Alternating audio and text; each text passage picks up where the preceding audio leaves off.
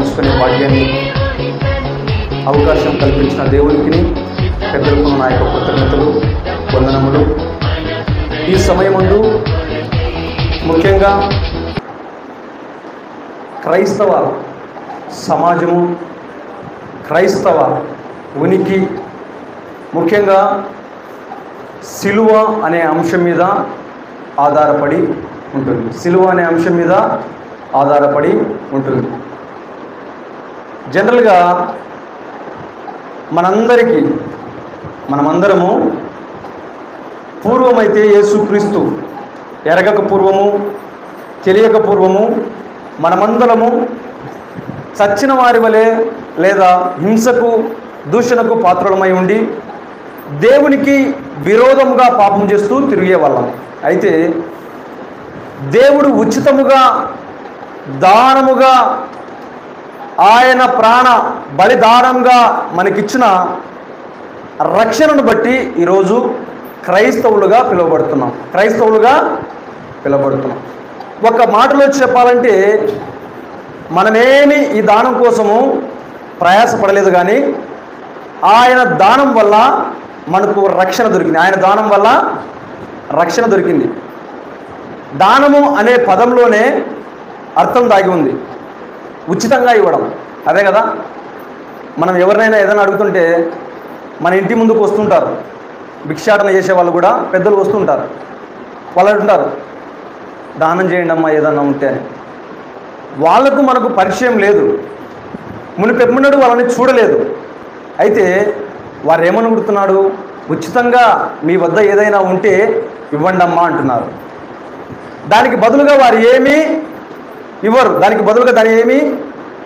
అలాగే తండ్రి అయిన దేవుడు తన ప్రియ కుమారుని ద్వారా మనందరికీ రక్షణని దానం చేశాడు, మనకు రక్షణను దానం చేశాడు.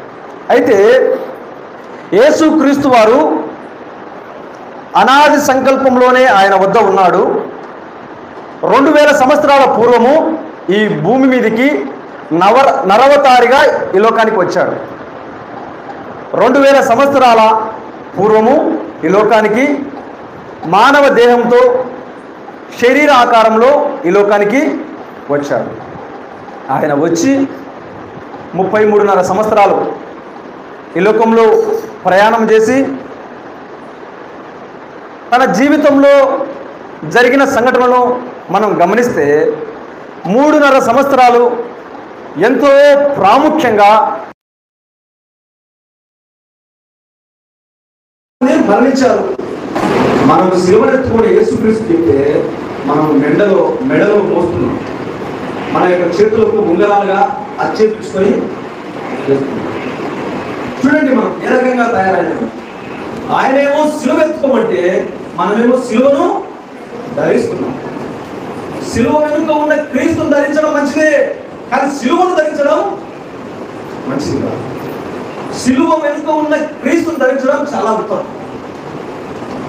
ఎందుకంటే రోజుల్లో అదే భావనగా అచ్చులు వేయించుకోవడం, ముద్రలు వేయించుకోవడం, అదే గొప్ప బహుమానంగా ఎక్కడైనా సిలువ కనిపిస్తే వెంటనే సాగిపడి నమస్కరించడం, దండం పెట్టడం, నమస్కరించడం, ఇంకా వీలైతే దండ వేయడం, అగరబత్తులు వంటియడం, నైవేద్యాలు చేయడం, ఇంకా పూజ చేయడం, ఇలా సిలువ వెనుక ఉన్న మర్మాన్ని, అర్థాన్ని మర్చిపోయి ఏం చేస్తున్నారు దాన్ని పూజిస్తున్నారు. మనం పూజించవలసింది ఎవరిని? సిలువలో ప్రాణం త్యాగం చేసిన యేసుక్రీస్తు. కానీ మనం పూజిస్తున్నది ఎవరిని అంటే, మనం అంటే ఇన్ సెన్స్ కొంతమంది సిలువను పూజిస్తున్నారు. అది సరైన పద్ధతి కాదు. ఇంకా రెండవది ఏంటంటే ఆచారం.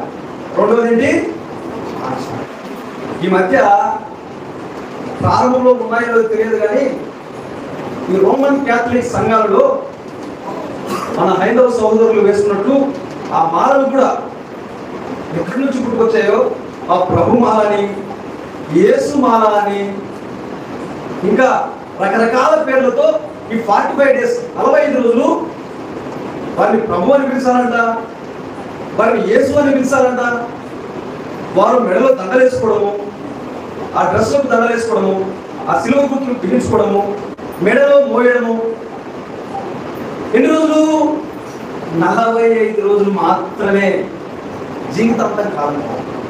ఇక్కడ యేసుక్రీస్తు చెప్తున్నాడంటే జీవితాంతము మరణించేంత వరకు నమ్మకంగా నీ సిలువనెత్తుకొని, నా సిలువను మన సిలువనెత్తుకొని ఆయనను ఇంకా కొందరైతే స్త్రీలు భర్తను గౌరవిస్తారో లేదో తెలియదు కానీ తాళిబొట్టుకు చాలా ప్రాముఖ్యత ఇస్తారు. దాన్ని పూజించడం, పక్కన ఉన్న మొగుని దూషిస్తారు. ఎక్కడికైనా ప్రయాణం వెళ్తే ఏదో ఆచారంగా దాన్ని కళ్ళకద్దుకోవడము, భర్త చల్లగా ఉండాలనుకోవడము, ఏంటో అనే నమ్మకాలు. అక్కడ కూడా శిలువ ముద్ర వేయించుకొని దాన్ని పూజించడము, దాన్ని ఆరాధించడం. ప్రతి సమయంలో భర్త వెళ్ళి వచ్చే మార్గ పద్ధతిలో ఈమె దీన్నే పూజిస్తుంటారు. ఇక్కడికి వెళ్ళినడం ఆయన క్షేమంగా ఇంటికి రావాలి. ఏంటో ఈ ఆచారం.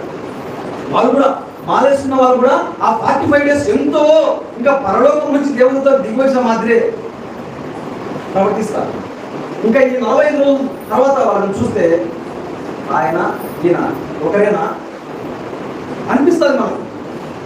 అప్పుడేమో మందిరంలో కనిపిస్తాడు, ఇప్పుడేమో వీళ్ళంతా నామకర్త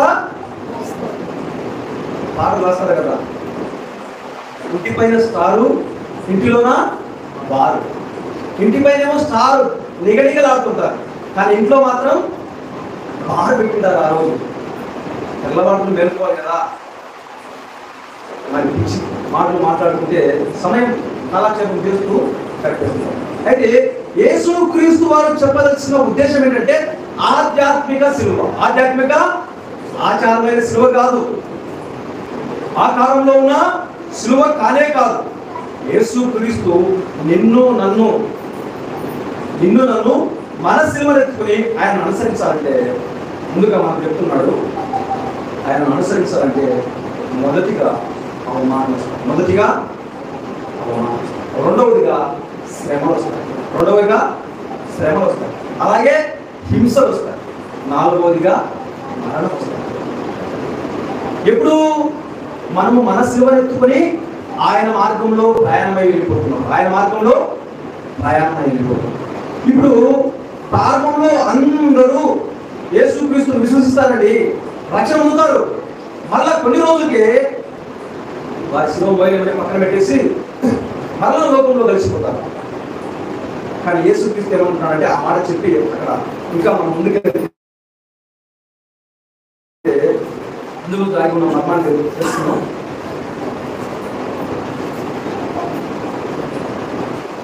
మత్తయి సువార్త 10:38 ఉండండి. తన సిలువను ఎత్తుకొని నన్ను వెంబడింపని వాడు నాకు పాత్రుడు కాడు, తన ప్రాణమును దక్కించుకుని వాడు దాన్ని పోగొట్టుకున్నాడు, కానీ నా నిమిత్తము తన ప్రాణమును పోగొట్టుకుని వాడు దాన్ని దక్కించుకున్నాడు. మిమ్మల్ని మీరు ఉపేక్షించుకోవాలి. ఈ సిలువను మోసుకొని పోయే క్రమంలో మన బంధువులు, బాంధవ్యాలు, ప్రేమలు, అనురాగాలు కూడా కొన్నిసార్లు అడ్డొస్తాయి. మనం దాన్ని బట్టి అనుకుంటాము, ఏంటి ఇంతలా ఆరాధించాలా, ఇంతలా పూజించాలా, ఇంతలా యేసుక్రీస్తును మహిమపరచాలనే సందేహాలు వస్తాయి.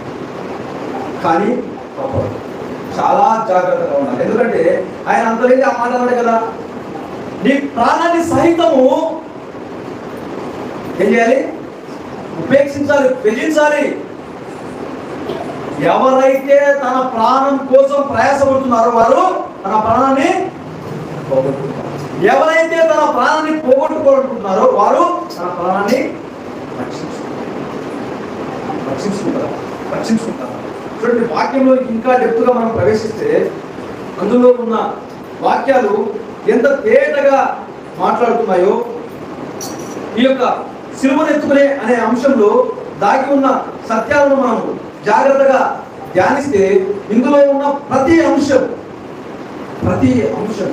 ప్రతి అంశం యేసుక్రీస్తునందు విశ్వాసం ఉంచి ఎవరైతే రక్షణ పొంది ఆ రక్షణలో పాల్గొంటూ ప్రతి వారం బలలో చేయవేయడము, ఆయన యొక్క మరణము, ఆయన యొక్క పునరుత్థానాన్ని జ్ఞాపకం చేసుకోవడం ఎవరికైతే అర్థమవుతుందో వారు మాత్రమే తుది వరకు తన సిలువనెత్తుకొని యేసుక్రీస్తును వెంబడిస్తారు. ఇప్పుడు చూడండి, ప్రతి శిష్యుడు తనకు నేర్పించిన బోధకుని అనుసరించాలి. అలా అనుసరించినప్పుడు మాత్రమే తనడు శిష్యుడైతాడు, ఈయన గురువు అవుతాడు. గురువు అని ఒకరిని చెప్పుకొని ఇంకొకరి మార్గంలో మనం ప్రయాణం చేస్తే ఆయనకు మనము శిష్యులు. అందుకే చెప్తున్నాడు, తన సిలువనెత్తుకొని నన్ను వెంబడింపని వాడు నాకు పాత్రుడు. ఈ లోకంలో యేసుక్రీస్తునందు విశ్వాసం ఉంచినప్పుడు ప్రారంభంలో ప్రతి ఒక్కరము ఇంకా చనిపోయినా పర్వాలేదు, యేసుక్రీస్తు కోసమే చనిపోవాలి, బ్రతికినా పని లేదు, సువార్త ప్రకటించాలి అని ఎంతో ధైర్యంతో ఉజ్జీవంతో ఎక్కడైనా సువార్త సభ పెట్టినప్పుడు కానివ్వండి, దైవ సేవకులు, ఆత్మీయ తల్లిదండ్రులు ఎవరైనా మనతో పంచుకున్న మాటలు బట్టి ఉత్తేజితమై రక్షణ పొందాలని ముందుకు వస్తాము. రక్షణ పొందిన తర్వాత స్థిరపడిపోతుంది. పాల మీద పొంగులాగా వేడి చేస్తే ఉజ్జీవమైన ప్రసంగాలు విన్నప్పుడు పాలలో పొంగు వచ్చినట్టు పైకి వేస్తాము. ఎప్పుడైతే కింద మంట ఆగిపోతుందో వెంబడే స్థిరపడిపోతుంది. ఒక నీళ్ళు చుట్టేస్తే పొంగంతా ఇలాగా అణిగిపోతుందో మనలో ఉన్న ఉజ్జీవము, మనలో ఉన్న ఆశ మనం ఒకసారి సాతాను యొక్క లక్షణము అదే, నువ్వు తుదవరకు ప్రయాణం చేయలేవు అని ప్రతిసారి మనతో మాట్లాడతాడు. నేను చెప్పే కదా నీకు, ఆ మార్గంలో ఇంతే, ఏమి దక్కవండి, ఆ మార్గమే ఇంత. ఆయన సిలువను అనుసరించడం చాలా ప్రయాస, ఆయన సిలువను అనుసరించడము చాలా. ఎందుకు ఎత్తుకున్నారు ఆయన సిలువ? నీ సిలువ ఎత్తుకుని ఆయన ఎందుకు అనుసరించాలి? వద్దు అని చాలా మంది చిత్రపడిపోయి చేశారు.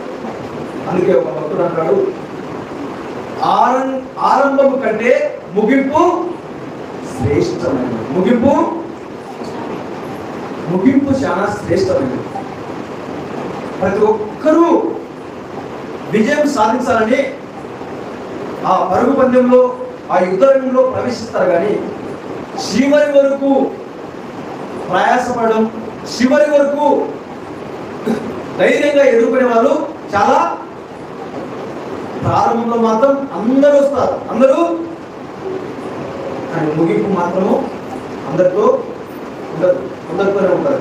ఈ మార్గంలో సిలువను ఎత్తుకొని మనం ముందుకెళ్లే మార్గంలో మొదటిగా మనకు అవమానాలు వస్తాయి. మొదటి పేతురు రాసిన పత్రిక 4:16 చూడండి.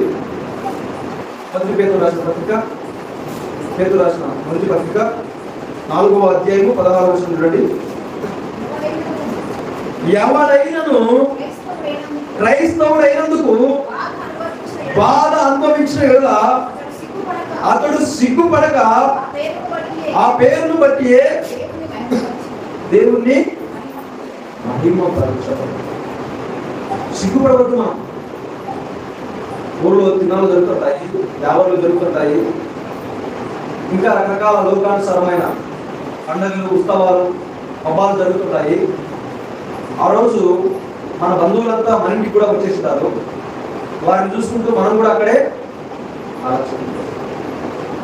వారి ముందర నేను ప్రార్థనకి వెళ్ళాలంటే ఎక్కడ మనము అవమానిస్తారో వీళ్ళు, ఎక్కడ వీళ్ళ ముందర మనం పరుగు పోతాదో అని చాలా మంది క్రైస్తవులు ఆ పేరును మోయలేకున్నా, ఆ పేరును చాలా మంది ధనవంతులు అండి ఈ రోజుల్లో క్రైస్తవులే, కానీ నేను క్రైస్తవులని చెప్పలేరు.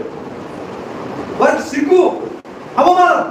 ఎక్కడ క్రైస్తవులని చెప్తే నన్ను పక్కన పెట్టేస్తారో, ఎక్కడ నేను క్రైస్తవులని చెప్తే నాకు ప్రమోషన్ ఆగిపోతారో, ఎక్కడ క్రైస్తవులని చెప్తే నన్ను విమర్శిస్తారో, చిన్నచూపు చూస్తారో, చాలా మంది ఆ పేరును మోయలేకపోతున్నారు. ఆ పేరును అందుకే ఇక్కడ నీవు వేటిని ఒప్పుకుంటావు, అక్కడ నేను వాటిని మాత్రమే. మరి ఇక్కడ ఆ పేరును భరించలేకపోతున్నావే, మరి ఆ రాజ్య ప్రవేశంలో నువ్వు క్రైస్తవుడు కావాలి కదా. నీకు క్రైస్తవుడు అనే ట్యాగ్ లైన్ పేరుంటేనే కదా అక్కడ ప్రవేశము. ఇక్కడేమో ఆ పేరు చెప్పుకోవడానికి చాలా మంది అండి ఈ రోజుల్లో ధనవంతులు ధనవంతులైన వారు, అధికారంలో చాలా హోదాలో ఉన్నత శిఖరాల్లో ఉన్నవారు కూడా ఒకప్పటి విశ్వాసులే ఇప్పుడు ఏం చేస్తారంటే ధనము, బలము, బలగము వారి చుట్టూ ఆవరించేసరికి క్రైస్తవం అనే పేరు వారు తీసేసుకుంటారు. ఏంటంటే ఎప్పుడు క్రైస్తవం ప్రార్థనేనా, ఎప్పుడు చందాలేనా, ఎప్పుడు అడగడమేనా వాళ్ళ పని అని హేళనగా మాట్లాడతారు. ఇంకా వారికి పెద్ద విఐపి బోధకుడు వచ్చాడు అనుకోండి, ఇంకా ఈయన భక్తి అంతా ఉలగబోసుకుంటాడు ఆయన పాదాల చేత. అయ్యా ప్రతిరోజు నేను ప్రార్థన పోతానయ్యా, బల్లాలో చేస్తానయ్యా అని చెప్తున్నాను. ఎందుకు? వారి ముందర వెనక ఉన్నారు. కానీ తోటి ఉద్యోగస్తులు, తోటి స్నేహితులు, తోటి బంధువుల మధ్య మీరు క్రైస్తవుడని చెప్పుకోరు. ఆఖరికి వందనాలని చెప్పినా కూడా చేయనట్టు యాక్షన్ చేస్తారు. నమస్కారం అండి అంటారు. వందనాలు చెప్తే వందనాలు కాదు అని చెప్పేది నమస్కారం గుమ్మాని. ఎంత తప్పించుకోవడానికి ప్రయత్నం చేస్తున్నారు వాళ్ళు. ఆ పేరు మోయలేకపోతున్నారు. అందుకే పేతురు భక్తుడు చాలా చక్కగా వివరించాడు. అపోస్తులైన పేతురు ఈ పత్రిక మనం అంతా ధ్యానిస్తే ఎంత అంటే ఉక్కి పడేసినాడు. విశ్వాసం ఎలా ఉండాలి, ఏంటి, ఎట్లా కట్టుకోవాలి, ఎత్తు పొలాలు వస్తే ఎలా ఉండాలని ఈ పేతురు రాసిన మొదటి పత్రికలో మనం ధ్యానిస్తే ఈ 4వ అధ్యాయం ప్రారంభం నుంచి చెప్తాడు. ఇప్పుడు చదివినాం కదా మనము. ఆ 14వ వచనం ఇంకా మనం ముందుకెళ్ళి చదివితే పేతురు రాసిన మొదటి పత్రిక 4వ అధ్యాయం 14వ వచనం, క్రీస్తు నామము నిమిత్తము మీరు నిందల పాలైన యెడల మహిమా స్వరూపి అయిన ఆత్మ అనగా దేవుని ఆత్మ మీ మీద నిలుస్తున్నాడు కనుక మీరు ధన్యులు. మీరు ఎవరును నరహంతకుడుగా గాని, దొంగగా గాని, దుర్మార్గుడుగా గాని, పరలోకానికి పోవువాడుగా గాని బాధ అనుభవింప తగదు. ఎవడైనను క్రైస్తవుడైనందుకు బాధ అనుభవించిన యెడల అతడు సిగ్గుపడక ఆ పేరును బట్టి దేవుని మహిమపరచబడను. అలా మహిమపరుస్తున్నాం. మనకున్న వృత్తిలోనే నమ్మకంగా పనిచేద్దాం. తెలుసు ఆయనకు ఎవరైతే క్రీస్తు నిమిత్తము కంకణం కట్టుకుని నడుము బిగించి ప్రయాణం అవుతారో వారికి ఖచ్చితంగా సాతాను గడిచేసిందంటే మనకి స్టేటస్ పడగొడతారు. మొదటిగా నువ్వు లావాదేవీల విషయంలో ఆర్థికంగా ఈనాటికి తన సిలువనెత్తుకుని క్రీస్తు అడుగు జాడలో నడుస్తున్న దైవ సేవకులు కానివ్వండి, విశ్వాసులు కానివ్వండి, ఈ లోకంలో సంపాదించుకోవాలి. ఈ లోకంలో వారు కరిగిపోతారు, వారు ఖర్చు అయిపోతారు. వారు కూర్చుకుంటే కదా, వారు కూర్చుకోవడం వారికి అలవాటు ఉండదు. వారికి ఖర్చు అయిపోవడం, కరిగిపోవడమే వారికి అలవాటు. ఇంకా వీరికి పేరును మోయలేని వారికి అంటే ఆ పేరును మోయకుండా తనకు రావాల్సిన వాటిని పొందుకోవడానికి ఆ పేరును పక్కన పడేస్తారు. మన ప్రార్థనకు వస్తేటప్పుడు వాళ్ళకు చూస్తారండి, అమ్మ పోతుంది భక్తురాలు, పరమ భక్తురాలు, ఈమె తెల్ల చీర కట్టుకుని వెళ్తుంది, ఇంటికి వచ్చే బుద్ధులే బుద్ధు, గొడవలే గొడవ. మరి వారికి ఏ సందేశం ఇస్తున్నాం మనం? పల్లెటూరులో, గ్రామీణ ప్రాంతంలో ఎక్కడైనా యేసుక్రీస్తును వాళ్ళు చూడరు, కానీ యేసుక్రీస్తును నమ్మిన వారిని మాత్రమే వాళ్ళు చూస్తారు. యేసుక్రీస్తు కూడా అంటారు, మిమ్మల్ని బట్టి ఆయనకు మహిమ రాకపోయినా పర్వాలేదు, కానీ దూషణ అవమానము రాదు. మరి అలాంటి స్థితిలో మనం ఉండాలి. ఆయనకు మహిమ రావాలి. మనం చూస్తుంటే మనం మాట్లాడే మాటలను బట్టి చక్కగా మాట్లాడుతుంది అక్క, మాట్లాడిన 2 మాటలు కూడా చాలా నెమ్మదిస్తాయి నాకు అని మనల్ని బట్టి సాక్ష్యం చెప్పాలి. అన్న ఎంత చక్కగా మాట్లాడతాడు, అన్న మాటలు నాకు చాలా భరోసానిస్తాయి, ఓదార్పునిస్తాయి, ఆదరణనిస్తాయి, నెమ్మదినిస్తాయని నన్ను బట్టి సాక్ష్యం చెప్తే పరలోకంలో ఉన్న దేవాది దేవుడు సంతోషపడతాడు. దేవుడితో ఆరాధిస్తున్నప్పుడు సంతోషపడతాడో లేదో తెలియదు, కానీ తనను నమ్మి తన సిలువనెత్తుకొని ఆయన మార్గంలో ప్రయాణిస్తున్న వారికి ఆయన ఇచ్చిన బహుమాన నిమిత్తము ఇంకా ఆనందపడతాడు. అందుకే యేసుక్రీస్తు వారు అంటారు కదా, నా తండ్రి ఇంట్లో అనేక నివాసాలు ఉన్నాయి, ఒకవేళ లేకుంటే నేను మీకు చెప్తాను, మీకు సిద్ధం చేస్తా, మీకు సిద్ధం చేస్తా నిన్ను నన్ను బట్టి సాక్షి ఇవ్వాలి. ఇంకా మనం ముందుకెళ్తే శ్రమలు, హింసలు, అదే పేతురు రాసిన పత్రిక మొదటి పత్రిక 5వ అధ్యాయము 10వ వచనం చూడండి. తన నిత్య మహిమకు క్రీస్తునందు మిమ్మల్ని పిలిచిన సర్వ కృపాదేవి దేవుడు కొంచెము కాలము మీరు శ్రమ పడిన పిమ్మట తానే మిమ్మల్ని పూర్ణులుగా చేసి స్థిరపరచి బలపరచు. కొంతకాలమే అండి శ్రమలు, ఇంకా తర్వాత అలవాటు అయిపోతాయి మనకు. కొంతకాలమే. ప్రారంభంలో అలజడి విశ్వాసులకు, ఎవరైతే యేసుక్రీస్తు నమ్మి ఆయన యందు నమ్మిక ఉంచి బాప్తిసం పొందుతారో వారి జీవితం చాలా ప్రయాస. ముందర నువ్వు వెనక నువ్వు. ఎట్లా ఉంటుందంటే వీరితో కలిసి వెళ్ళాలా లేదా ఎనికి వెళ్ళాలా? రక్షించబడిన ప్రతి విశ్వాసకి ప్రారంభంలో ఇదే సమస్యలు. ఎందుకంటే లోకంలో కలిస్తే అక్కడ ఆ పాపం మనగట్టుకుంటుంది, కలవకపోతే మన అవసరాలు తీరవు. అవిశ్వాసంతో మాట్లాడుకుంటే మన పూట గడవదు, అట్లానే మాట్లాడితే వారి మాటలు మన చెవిన పడతాయి. మదానికైతే అవసరం నిమిత్తము చూడడానికి దృశ్యాలు చూడాలి, మాట్లాడాలని మాటలు మాట్లాడాలి. న్యాయంగా బతకడం చాలా కష్టమండి. యేసుక్రీస్తునందు విశ్వాసం ఉంచి బతకడం చాలా కష్టం. అందుకే ఆయన అన్నాడు, నా మార్గం ఇరుకైనది. సాతాను అంటున్నాడు, లేదు ఇక్కడ రండి, ఇక్కడ విశాలమైంది, అక్కడ అవసరం పోతుంటుందేమో కానీ ఇక్కడ ఎనీ టైం పోపారు. నా మార్గం చాలా ఫ్రీ, ఎట్లా పడితే ఎట్లా నడవండి, ఇదంతా మీరే అంటారు సాతాను గారి యొక్క రాజ్యంలో. యేసుక్రీస్తు రాజ్యం అలా కాదు, చాలా నెమ్మదిగా వెళ్ళాలి, చాలా ఓర్చుకోవాలి, చాలా భరించాలి, కొన్ని కోల్పోవాలి. ఇవన్నీ మనం అభ్యసించాలి, ధ్యానించాలి, నేర్చుకోవాలి. ఆది అపోస్తులు మాట్లాడిన మాటలేనండి ఇవన్నీ. కానీ నేడు అపోస్తులు లేరు, కానీ అపోస్తులుగా పేరు మోస్తున్న బడా సేవకులు ఉన్నారు. ఇవి వారికి కనపడవు, వినపడవు. మరి వారిని దాటుకొని ముందుకెళ్తారేమో. ఈ 66 పుస్తకాలలో ప్రతి పుస్తకంలో శ్రమానుభవం ఉంటుంది. శ్రమను ధరించుకోవాలి. అదే పేతురు రాసిన పత్రికలో అంటాడు కదా, 4వ అధ్యాయం 1వ వచనం చూడండి. క్రీస్తు శరీరమందు శ్రమ పడెను కనుక మీరును అట్టి మనసును ఆయుధముగా ధరించుకోండి. క్రీస్తే శ్రమ పడినానండి, మనమెంత ఆయన ముందు. ఇంకా సేవకులను ఉద్దేశించేటాడు, మమ్మల్ని ఇబ్బంది పెడుతున్నారా, హింసలు వస్తున్నాయంటే, మీ గురువే హింస పొందాడు కదా, మీకెందుకు సందేహము? వారి ముందర అదే అడుగుజాడలు యేసుక్రీస్తు వారు నేర్పించారు. వారికి తనను తాను రక్షించుకోలేక కాదు,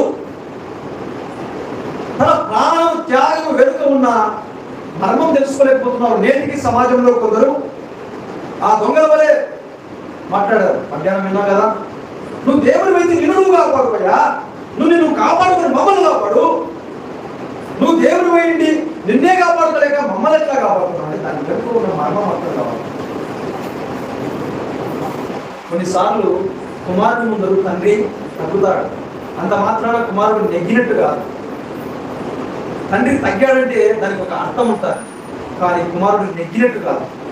కుమారుణ్ణి గెలిపారనే తండ్రే తగ్గుతాడు. అర్థం చేసుకోలేక మాట్లాడుతూ 3 వేలు పిక్కోలేదు. ఎట్లా చెప్పాలి వారికి?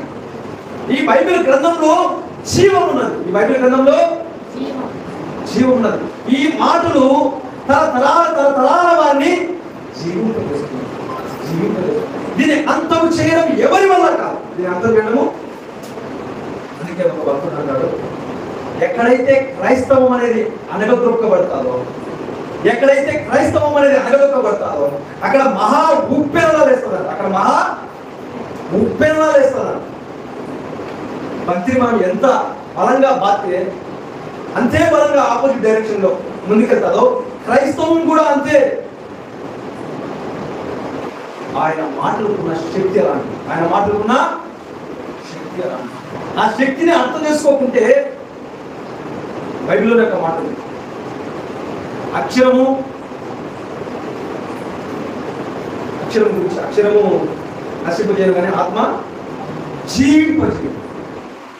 ఈ అక్షరాన్ని మాత్రమే చూస్తున్నారు వాళ్ళు. ఈ అక్షరం వెనుక ఉన్న మర్మాన్ని, జీవించే ఆత్మను తెలుసుకోలేదు. పేతురు రాసిన పత్రికలో ఈ అపోస్తులైన పేతురు గారు ప్రారంభం నుంచి ఈ 4వ అధ్యాయం 5వ అధ్యాయంలో చాలా మెరుగులు చెప్పాడండి క్రైస్తవ సమాజానికి.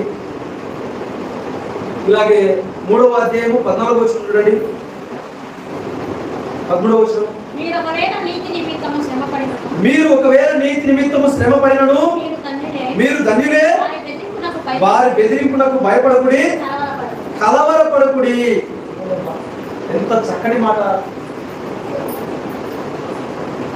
కొందరు విశ్వాసులు ఉంటారండి, బలంగా నిలబడరు. బలంగా వారిని బట్టే దేవుని నామానికి అవమానం వస్తారు. ఈరోజు సండే కదా, ఆఫీస్కి రా అంటే వస్తానండి. ఇది జ్ఞానం లేదా? సంఘంగా సమాజంగా కూడుకొని దేవుని ఆరాధించాలి, నేను రక్షణ పొందినాను చెప్పలేదా? చెప్పలేదు. ధైర్యము చాలా అపవాదం చేస్తాను. ఇదే పేతురు రాసిన పత్రికలో అంటారు కదా, గర్జించు సింహం వలె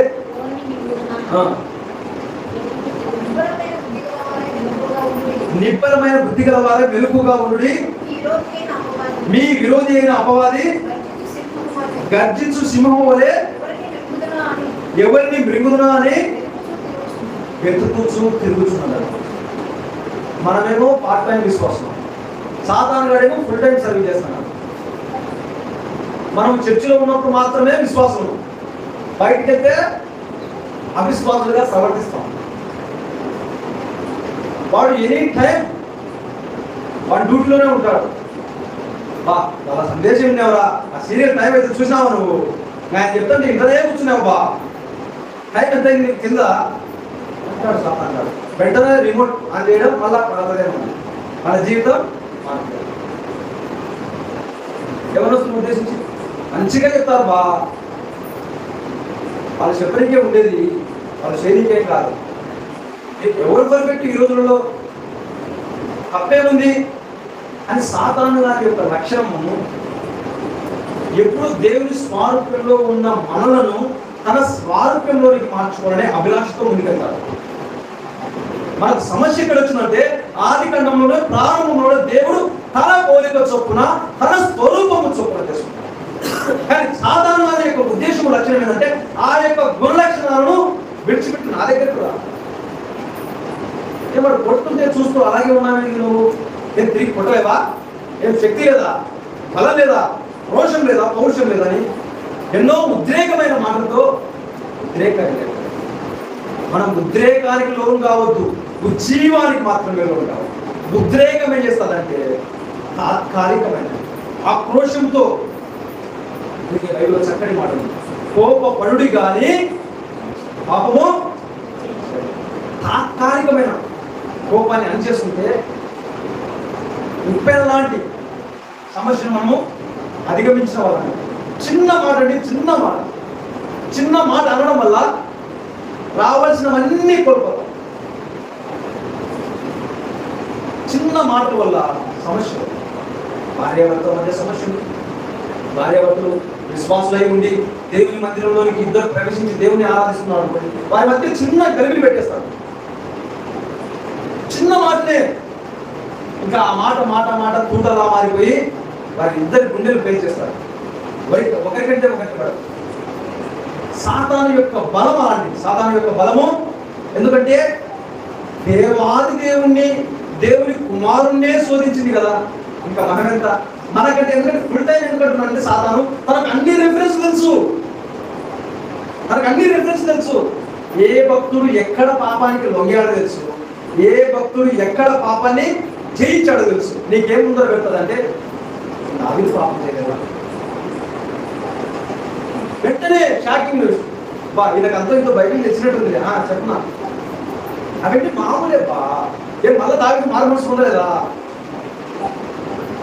ఏ సొలొమోను రాజు పాపం చేయలేదా, ఆయన జ్ఞానం కదా. ఎగ్జాంపుల్ చూపిస్తారు మనకు.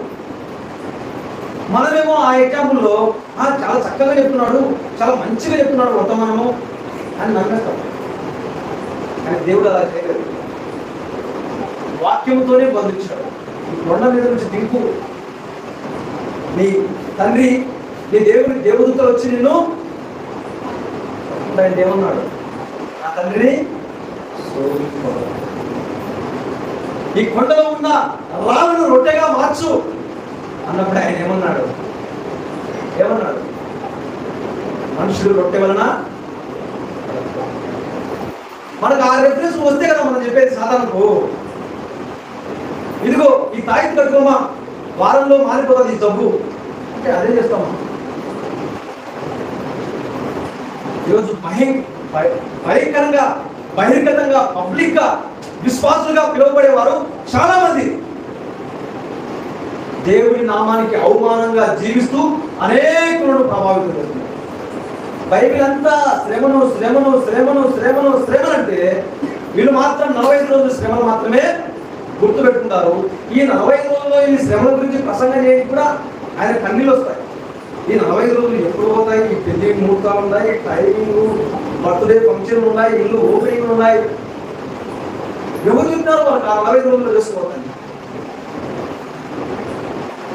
ఎంతో బాధపడుతున్నారు. ఇంకా ఈ 45 రోజులు పోతానే ఇంకా ఉత్సవాలు, పండుగలు, పబ్బాలు, కార్యక్రమాలు, తినుచు తాగుచు సుఖించుచు దేవుణ్ణి ఎవడు నువ్వనే ప్రశ్నించే స్థాయికి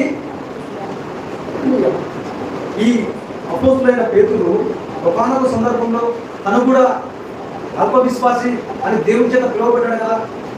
ఆయన చెప్తున్నాడు, అప్పుడు దేవుని చేత అల్ప విశ్వాసి అని పిలువబడిన పేతురు ఇప్పుడు ఎంత బలంగా చెప్తున్నాడు చూడండి. మనకు ఈ పేతురు పత్రిక ధ్యానించండి. భక్తులు పాఠశాల శోధింపబడిన వేళలో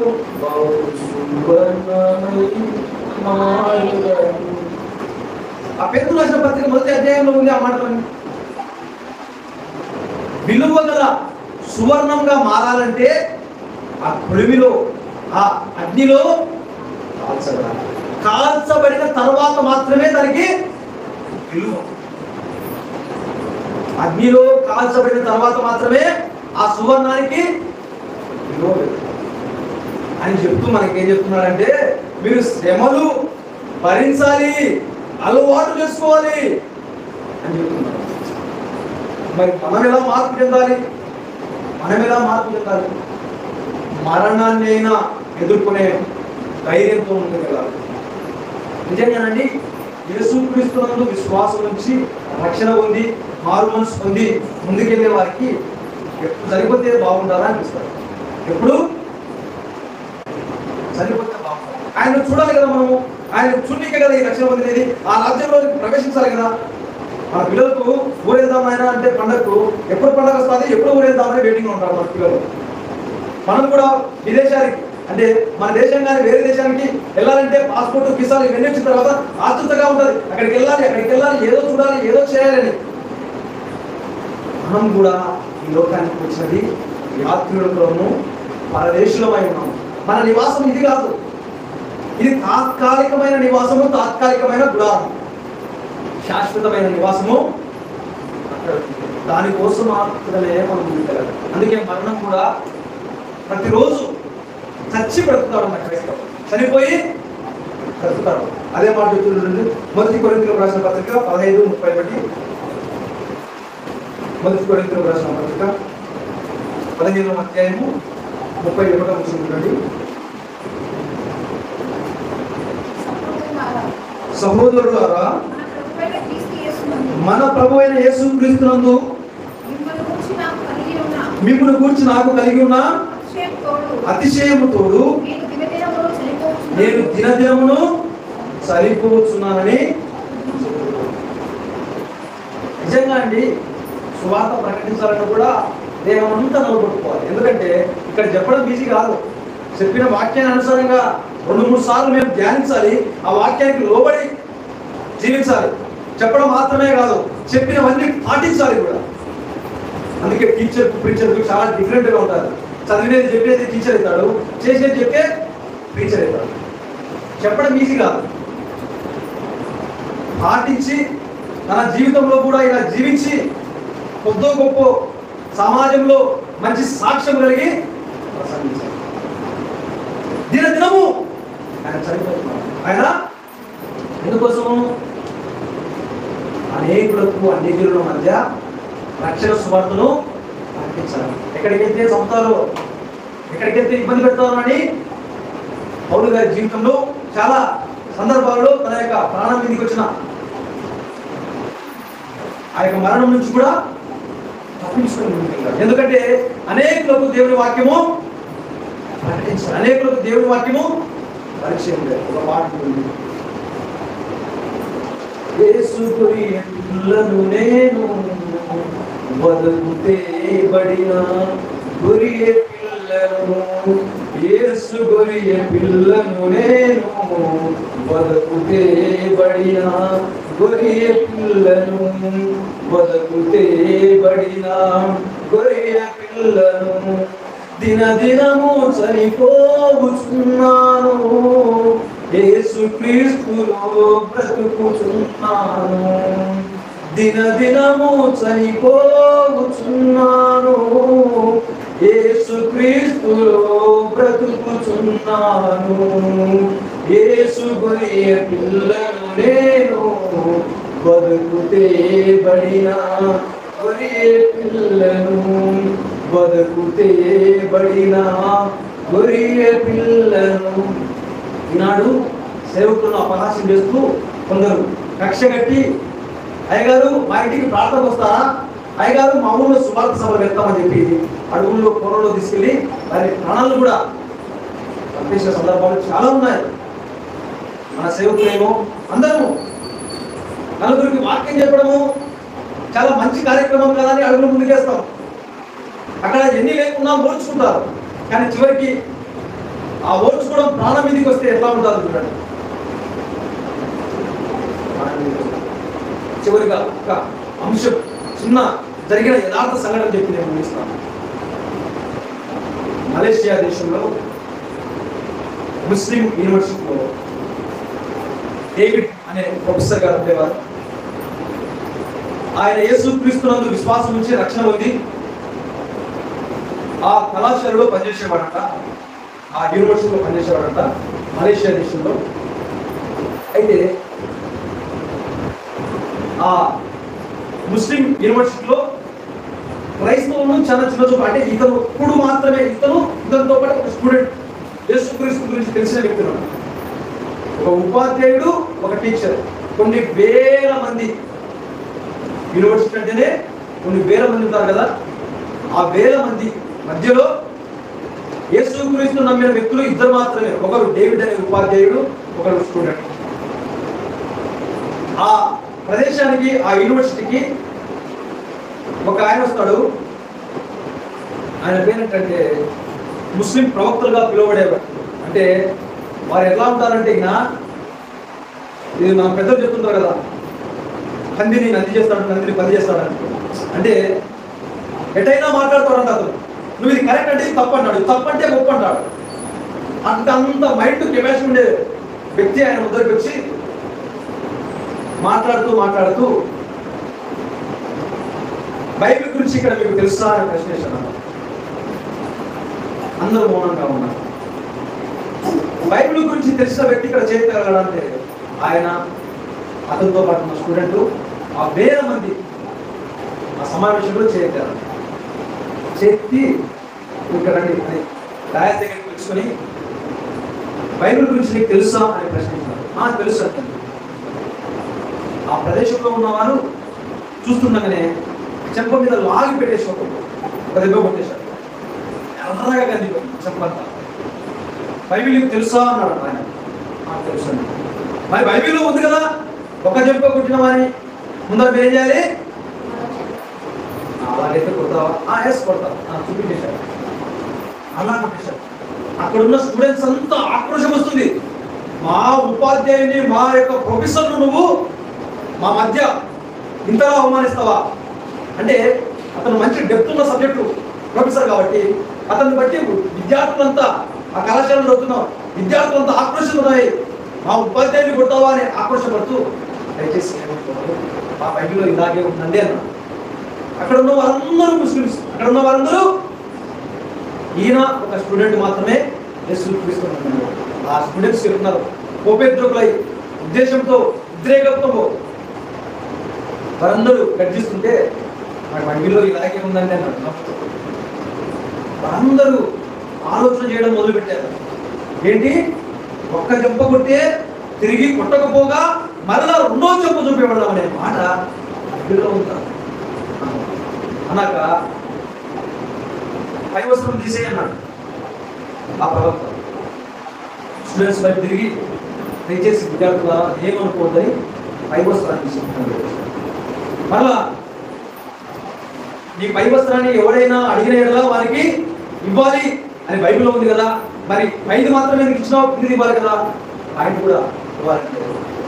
దయచేసి అక్కడ ఉన్న స్త్రీలు ఉంటారు కదా, లేడీస్, అమ్మ ఏమనుకోవద్దు అని ఆయన కూడా అలా విప్పుతూ మాట్లాడుతుంటే చివరికి ఈయననే, ఇంతటి వ్యక్తిని నేను ఎక్కడా చూడలేదంటే, నన్ను కాదయ్యా ఆయన చూడాలి, నన్ను కాదు ఆయన చూడాలంటే అదే వేదిక మీద దేవుని వాక్యాన్ని పంచుతున్న డేవిడ్ ప్రొఫెసర్ ఆ వేదిక మీద ఏమర్చుకోవాలి, ముస్లిం ప్రవచనాలు లేదా ముస్లిం వాక్యాలు, ముస్లిం బోధ పంచుకోవాల్సిన వేదిక మీద, అదే వేదిక మీద అక్కడున్న విద్యార్థులందరూ ఆ బైబిల్ ఏంటో మాకు చెప్పండి, ఆ బైబిల్లో ఉన్న మాటలేదో మాకు చెప్పండి అంటే ఆయన నిలబడి ఆ వస్త్రాన్ని ధరించుకొని చెప్తుంటే వితిన్ అంటే 15 minutes 20 minutes ఆ కళాశాలలో ఉన్న 80% స్టూడెంట్స్ రక్షణ పొందినారంట. దేవునికి మహిమ కలుగును గాక.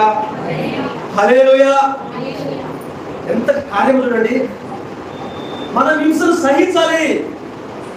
అందుకే అంటున్నాడు కదా, ఆయన కలిగినట్టు మనసును మీరు ధరించుకోవాలి. ఈ పేతురు రాసిన పత్రిక ధ్యానిస్తే నిజంగా ఒళ్ళు పొంగుతారు. ఇదే పేతురే కదా యేసుక్రీస్తు దగ్గరికి నడవాలంటే నడుస్తూ వెళ్తుంటే గర్వపడి తనలో తను నమ్మకమై, ఓహో నేను కూడా యేసుక్రీస్తు లాగా నీటిలో నడవగలను అనే ఆ డమ్మము వలన లేదా ఆ యొక్క భావన వలన పడిపోతే అల్ప విశ్వాసి చేయించారు కదా. ఆ చేయించిన ఆనాడు అల్ప విశ్వాసి గల పిలువబడిన అపోస్తలుడైన పేతురు గారు ఈరోజు ఎంత ధైర్యంగా మాతో మాట్లాడుతున్నారు. సమయం ఉంటే పేతురు రాసిన పత్రిక అన్ని ధ్యానించండి. సువర్ణం అంటే ఏంటి, శ్రమ అంటే ఏంటి, క్రైస్తవుడు అంటే పేరెందుకు కలిగి ఉండాలి. ఆయన సిలువను ఎత్తుకొని వెళ్తే ఇవే వస్తాయి, హింసలు వస్తాయి, అవమానాలు వస్తాయి, శోధనలు వస్తాయి, ఆఖరికి మరణం కూడా సంభవించదు. ఇదే ఆయన చెప్పిన తన సిలువను ఎత్తుకొని, అంటే మన సిలువను ఎత్తుకొని ఆయన మార్గంలో నడవాలి, ఆయన మార్గంలో నడవాలి. అలా నడుస్తున్నప్పుడు ఒక చిన్న రెఫరెన్స్ చూడండి. అపోస్తలుల రాసిన అపోస్తలుల కార్యాలు 14వ అధ్యాయం 22వ వచనం చూడండి. అపోస్తలుల కార్యాలు 14వ అధ్యాయము 22వ వచనం చూడండి. సృష్టిలో మనుషులను దృఢపరిచి విశ్వాసమునందు నిలకడగా ఉండవలననియు అనేక శ్రమలను అనుభవించి మనము దేవుని రాజ్యంలో ప్రవేశింపవలనని వారిని హెచ్చరించారు. అపోస్తలుడైన పౌలు గారు సంఘానికి, తన చుట్టూ ఉన్న ప్రాంతానికి, కొరింథీ సంఘానికి చెప్తూ ఏమంటున్నాడు అక్కడ, ఈ వర్షం ముగింపుగా మనకు ముగిస్తుందండి. శిష్యుల మనసులను దృఢపరిచి విశ్వాస, ఈ మాట యేసుక్రీస్తు గారు అనుకుంటారు. ఓకే, అపోస్తలుడైన పౌలు చెప్తున్నాడు ఈ మాటలు. శిష్యుల మనుషులను దృఢపరిచి విశ్వాసమునందు నిలకడగా ఉండవలనని అనేక శ్రమలను అనుభవించి మనము దేవుని రాజ్యంలో ప్రవేశింపవలనని వారిని. ఈ శ్రమల తర్వాత మనకేమొస్తుంది? దేవుని రాజ్యంలోనికి ప్రవేశం వస్తుందని బయటికి చెప్తుంది. యేసు క్రీస్తును అనుసరిస్తూ తన శిలువ ఎత్తుకొని హింసలు, నిందలు, వేదనలు, దూషణలు ఇవన్నీ భరించిన అపోస్తులైన పౌలు గారు ఈ మాటలు చెప్తున్నాడు. శిష్యులారా, మీరు అధైర్యపడవద్దు, ధైర్యపడండి. మీకు కలిగిన శ్రమలన్నింటిని బట్టి, ఇబ్బందులన్నింటిని బట్టి మీరు చెడియవద్దు, పడిపోవద్దు. వీటి తర్వాత మనకు పరలోక రాజ్య ప్రవేశం ఉన్నది కనుక అట్టి విశ్వాసము, అట్టి ధన్యతను మనమందరము కలిగి దేవుడి రాజ్యంలో ప్రవేశించాలంటే ముందుగా బ్రతికిన నాళ్ళు మనకు నిందలు, హింసలు, దూషణ, వేదన వచ్చినప్పటికీ మనం పడిపోవద్దు, పారిపోవద్దు, కృంగిపోవద్దు. పరిశుద్ధులుగా జీవించి చివరికి ఆయన రాజ్య ప్రవేశంలోనికి నీవు నేను మనమందరం చేరాలి. దేవుడి వాక్యాన్ని సేవిస్తున్నాడు. దేవుడి వాక్యాన్ని దీవించి ఆశీర్వదించునుగాక.